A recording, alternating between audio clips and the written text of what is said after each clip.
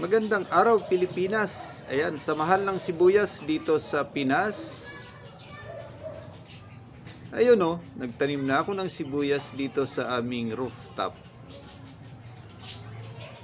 Ayan, mga ilang buwan lang yan, makakapag-harvest na tayo ng sibuyas. At sinamahan na rin natin ng ilang pirasong kangkong. Ayan, nagtanim na rin tayo ng kangkong para pang sinigang. Ayan, dito yan sa aming rooftop. Discarding malupit muna tayo sa mahal ng sibuyas ngayon. Ayan, mga ilang buwan lang yan, makakapag-harvest na tayo ng sibuyas. Ayan, maraming salamat po sa inyong lahat. Ayan, muli stay safe, stay home, God bless. Diyos mabalos.